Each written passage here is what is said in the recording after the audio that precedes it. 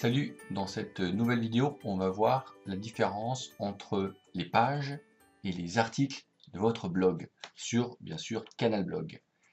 Donc, une page, la différence avec un article, c'est que le but, c'est qu'elle soit avec un contenu qui est plutôt statique, c'est-à-dire qu'il ne change pas dans la durée. Par exemple, sur la page d'accueil, là, je vais dans Association et la page Qui sommes-nous, par exemple, elle est facilement accessible via ce menu, en fait, ce menu déroulant. Et ça permet souvent plutôt aux internautes qui découvrent votre structure et votre blog de lui donner accès à des informations qui vont durer dans le temps. Idem avec par exemple la page contact où on a toujours besoin d'un formulaire de contact qui soit toujours facilement accessible. J'ai un autre exemple, c'est la page améliore récup, donc qui est positionnée dans le menu, qui est facilement visible, qui n'est pas positionnée dans par exemple l'association en sous-menu par exemple. Elle est en menu qu'on appelle menu parent en fait, tout en haut. Donc elle est dans le menu, améliore récup et facilement accessible parce qu'on a estimé à un moment donné que ce service que proposait l'association de récupération chez les particuliers, les professionnels, était importante, il fallait qu'elle soit facilement accessible.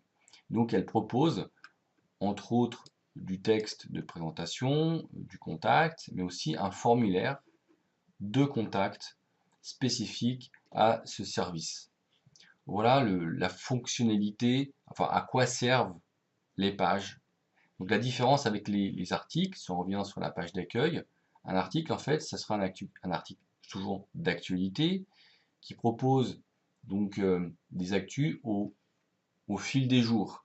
Et donc les derniers articles créés, donc les plus récents, vont s'afficher au-dessus des articles les moins récents.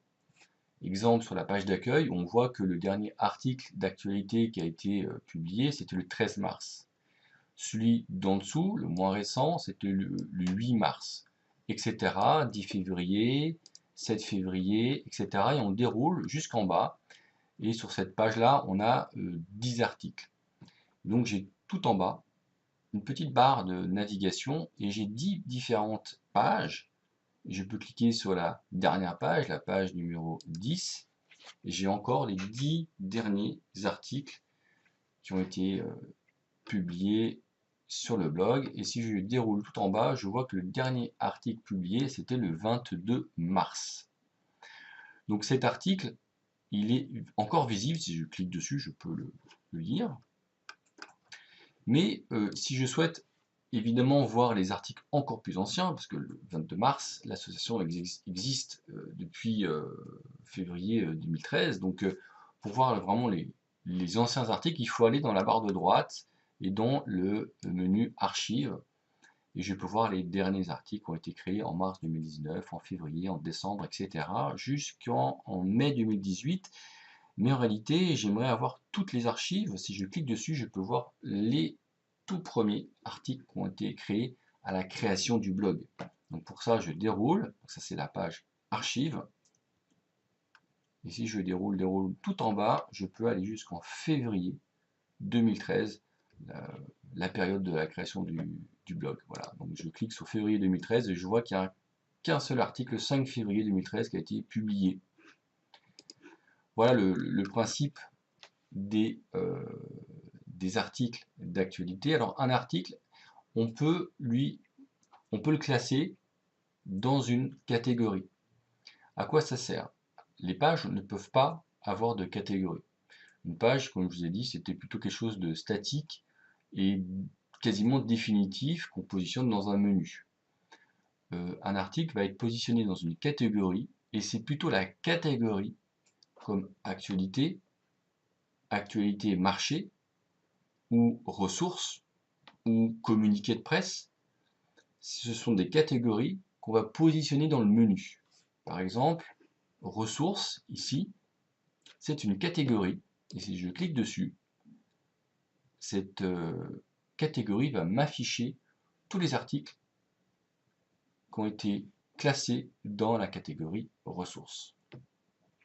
Donc on va aller voir dans le tableau de bord comment créer une page à différence d'un article. Donc si je vais dans le tableau de bord de Canalblog, je clique sur Messages, et là j'ai la liste de tous les messages et puis évidemment le bouton Créer un nouveau message. Et on voit que, entre autres, du titre, du descriptif à droite, j'ai une colonne qui me permet de, par exemple, intégrer cet article dans une catégorie. Comme je vous disais tout à l'heure, on peut la classer dans ressources, dans actualité, actualité marché, etc. Puis on peut évidemment créer autant de catégories qu'on veut. Et pour créer une page, donc, il faut aller dans Contenu et cliquer sur le sous-menu Page. Et là, j'ai la possibilité de créer une nouvelle page. Ça fonctionne quasiment pareil que les articles, à la différence que vous voyez que j'ai pas de colonne de droite et je ne peux pas positionner une page dans une catégorie. Et si je veux modifier une page, je dois cliquer sur changer la hiérarchie des pages ici et je vois toutes les pages qui ont été créées. Ensuite, je peux cliquer sur n'importe quel titre de page pour pouvoir accéder à l'édition de cette page. Ensuite, le fonctionnement d'une page, enfin le contenu d'une page fonctionne de la même manière qu'un article, où on peut intégrer évidemment du texte, des photos, des vidéos, des fichiers joints. Voilà pour la différence entre les pages et les articles. J'espère que ça aura été assez éclairant pour les utilisateurs de Canalblog. Et je vous propose ensuite de voir le prochain tutoriel qui sera le positionnement des pages ou même des articles et même des catégories dans le menu. Voilà, à bientôt, bon courage.